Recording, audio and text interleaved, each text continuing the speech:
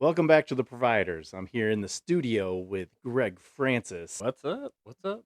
Got a good episode coming up for you. We want to talk about the kids, the kiddos, the youth hunts coming up, just getting them out in the woods, the joy that it brings to their face. But if you ever brought a kid out into the woods, the reward is way greater for yourself. I'm telling you right now. It seems like a big sacrifice to take a kid out there. Oh man, you see a kid light up for the first time, you can tell that you just set the hook on them for a whole career of the outdoors. It's nothing like it to me. And these are just kids that we know we have. Wow. Sitting in my tree stand, watching the leaves land, praying for a little love. Cause it's opening day and us pass through boys looking to drag out a big old bug. So the kids, youth season, right? It's like less than 5 days away for those of us here in Michigan, which is insane to think about. It's so early. That's what's crazy to me. They've moved that date up so early. I don't know. I mean, it's cool because Sam shot one a couple years ago that was still in velvet, so that's kind of cool. You know, we don't get a shot at a velvet deer. No, no, and I think I have two trains of thought on this. Number one, perfect opportunity to hunt a food source. Your beans Mhm. haven't changed yet. You know, if you got a bean field, it's pretty much a guarantee. If you got deer coming out in there at night that you can get a kid on something.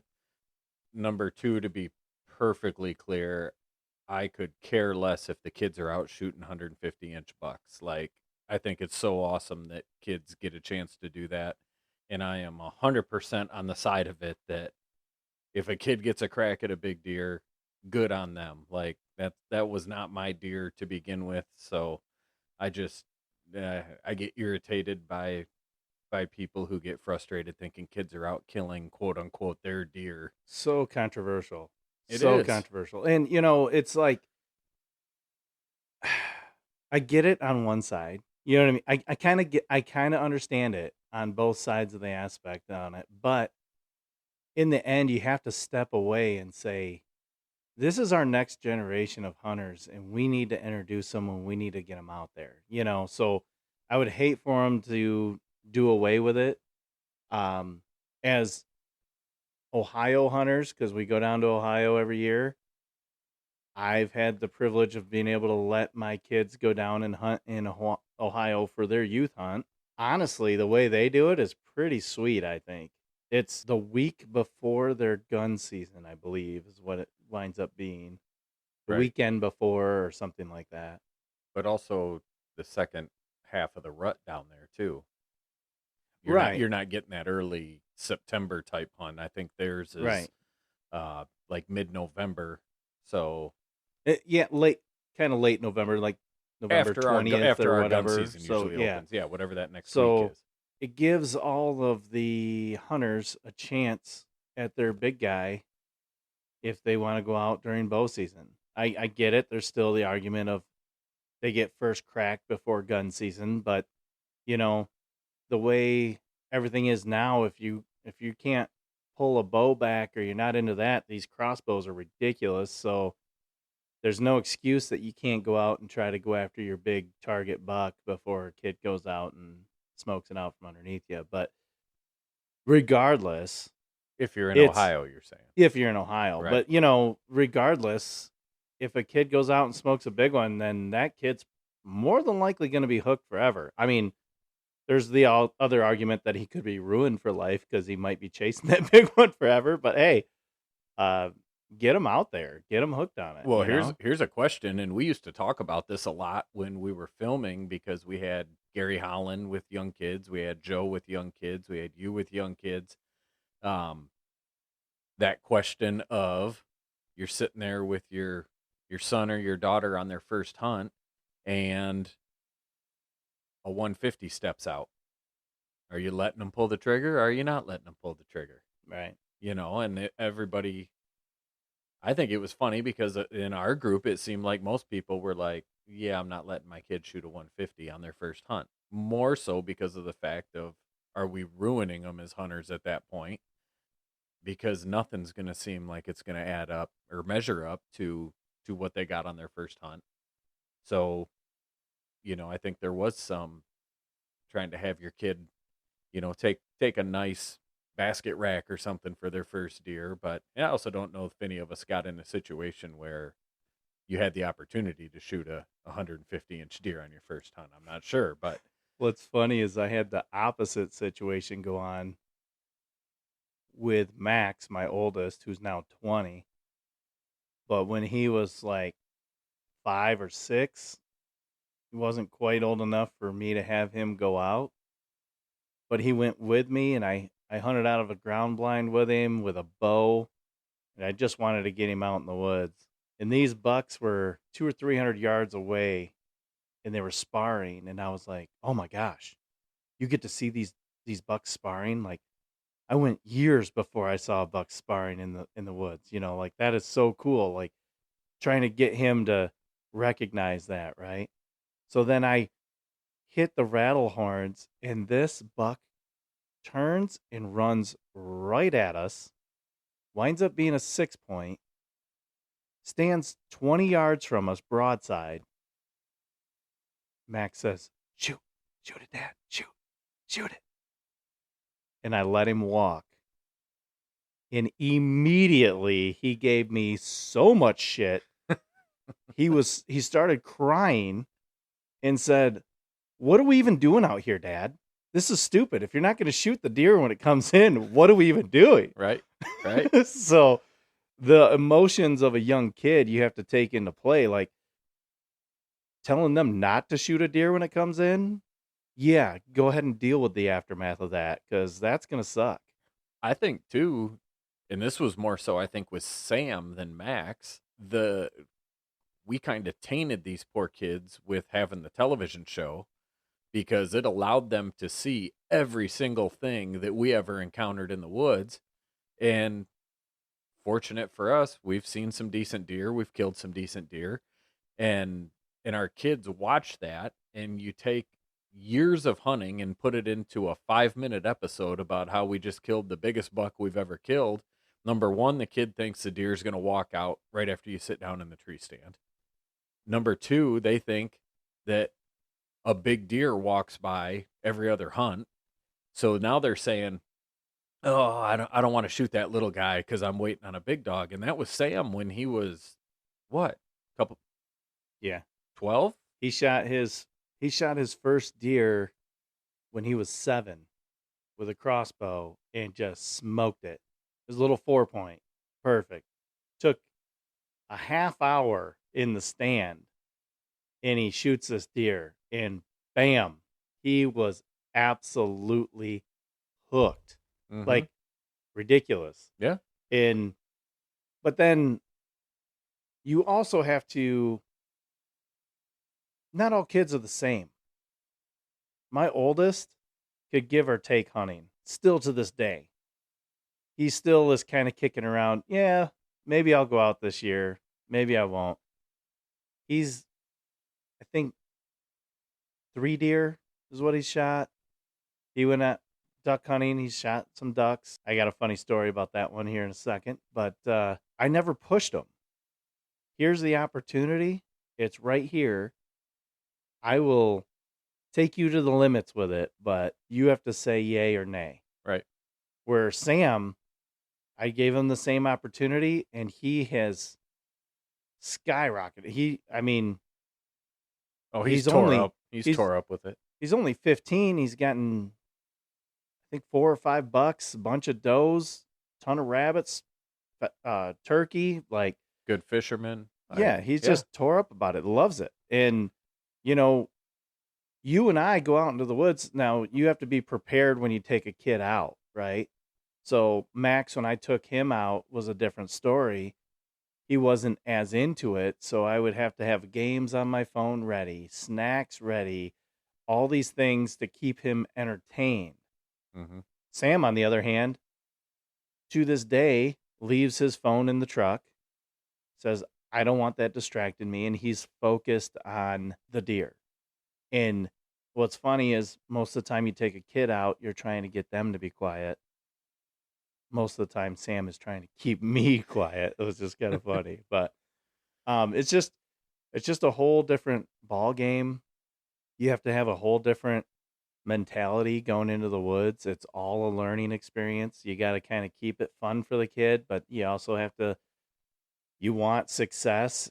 This, as much as you want to say it, you take a kid out in the woods and you're just like, well, I don't care what happens as long as they have fun, right? Right. But as soon as you sit in that stand, you're like, come on, baby, come through. Oh, you feel the Something's got to pressure. come through. Yeah, you feel the pressure. Like, Right. this is, if we sit here and they're bored, are they going to ever want to do this again? So Mm-hmm. please, God, something show up. You Right. know, don't Right. let dad be the one that lets them down. Right. But I think the other thing that's kind of cool, and this is jumping topic just a little bit, is how we've been able to figure out how to get with these kids in the outdoors. So back when we first started, I think a lot of people would go sit in a ground blind with their kid, right? Mm-hmm. And then over the past few years, at least you and I have changed. Most of our buddies have changed, not Ron Van Meter, but we've all switched to saddle hunting. And now we've got these tree saddles, but we still have our regular deer stands in the woods too. And you can put the kid in the deer stand and you can clip a rope to your saddle Game changer, man. and be hunting directly above them or right Well, beside and them where you're still in their ear. But the setups have become so much easier to try to get a little more creative with getting kids on deer. yeah, and before it was, we're limited to, if we want to be in a tree, you're limited to a 2-man stand. You got to have a 2-man stand Mm-hmm. and have them in there. And then Sam's a big kid. I'm a big guy. We're scrunched in. You know, it's not comfortable. Usually a 2-man stand is short. Like it puts a whole nother challenge all in it. And then once I started doing that saddle, I'll climb up there and I'll hook up and I'll have that saddle right behind him. And I can actually set up so my platform is at the perfect height so I can just be behind the tree whispering in his ear, and it's the sweetest setup ever. It's so cool. And I'm right there with him. Everything's safe. You know, it's perfect. Yep. Yeah, it's a total game changer. And if you haven't checked out the saddles, I still think it's the safest way to hunt. Yeah. I don't have one for my daughters yet, but honestly, I'd feel way more comfortable probably if I had them in a tree saddle than in a regular harness in a tree stand. But let's also keep that part in mind. If you're going out this weekend with a kid, you know, don't just teach them how to hunt, teach them how to be safe too, because we've had an issue where a tree stand failed, and luckily it was with us as adults.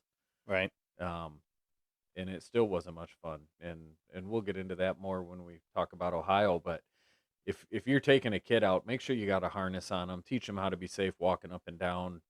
You know, whether it's a ladder or sticks or whatever it is. You can do that lifeline Yes. from ground all the way up. And you know what? Mom at home is going to feel a lot better about the situation if you can explain, listen, nothing can happen from the ground all the way up and all the way back down. And it's ingrained in Sam. Now, last year, Sam started venturing on his own a little and getting in his own tree stand, which was a crazy thing for me as a dad to just kind of let go of, you know. But every single time in the stand, he is locked in with his harness before he does anything else. And that is the number one thing that you just got to ingrain in them. Yep, 100%. And even back before you had Max and Sam out there, you were taking other kids out with you too that Yeah. we filmed for Pass-Through Productions and the providers. You had Jake out with you. Yeah, that was so awesome. Growing up, his dad didn't hunt or hunted very little. And he showed interest in it. And we had the show and we were trying to look for a kid that we could take out. He says, yeah, I'll go. So I took him to one of my favorite spots. And as soon as we got up in the tree, I was like, this is the wrong move. Everything's in too close. Like, we can't see very far. I'm already second guessing. I'm thinking, man, I really wanted something to happen for this kid. And it was like one of those 20 to 30-minute hunts, and this small buck comes down this ridge right in range, and he shoots it. He's excited, and I still remember that phone call to his mom where he said, hey, I got one. And she said, what do you mean you got one? You got what? And he's like, I shot a deer. And her reaction of that was unbelievable. She's screaming in the background, and he goes, yeah, it's a buck. And she just lost it. But it was super cool to see his reaction, get the parents' reaction. They came out and tracked the deer with us and pulled it out, and they were super excited. And that was just a really cool experience just to be with him. Know that now, looking back, he's an outdoorsman. He hunts all the time. He actually talked to me this summer. He was on one family farm, and now he's branched out and doing his first lease with a buddy of his, and he's all excited about it. And it's just cool seeing it kind of come full circle where, I was at the start of that, and it's pretty sweet to be able to watch. Okay, so you saying you climbed up in the tree and you immediately regretted it made me think of everything I have ever hated about you back when we used to go with our damn climbers into some random piece of property, and I'd be out there to film Steve, so I've got my 25-pound climber on my back plus 40 to 50 pounds of camera gear on my climber.